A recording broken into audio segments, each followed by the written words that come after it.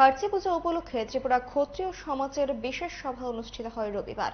খয়েরপুর স্থিত গীতবিতান কমিউনিটি হলে সভায় উপস্থিত ছিলেন বিধায়ক রামপদ জমাতিয়া, ক্ষত্রিয় সমাজের সভাপতি পূর্ণচন্দ্র দেববর্মা, সম্পাদক সুব্রত দেববর্মা সহ আরো অনেকে। রাজন্য আমল থেকে রাজ্যবাসীর মঙ্গলার্থে খার্চি পূজা অনুষ্ঠিত হয়ে আসছে জানান তারা।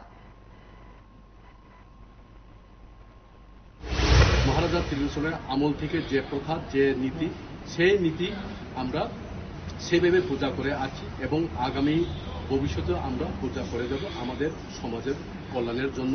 আমরা ত্রিপুর ক্ষত্রিয় সমাজের উদ্যোগ থেকে সবাইকে আহ্বান, আমাদের ত্রিপুরাবাসী আহ্বান করি এই মেলাতে, এই খার্চি পূজাতে সবাই যাতে যার যে গ্রাম থেকে, গ্রামের চৌধুরী, খান্ডল, ময়াল এবং ওনারা বাদেও যারা আমাদের বিভিন্ন সমাজের বিভিন্ন ধরনের লোক রয়েছে তাদেরকে আমরা আহ্বান করছি ওনারা যাতে আমাদের এই পূজাতে আসেন এবং আমাদের চন্দ্র দেবতার আশীর্বাদ এটাই।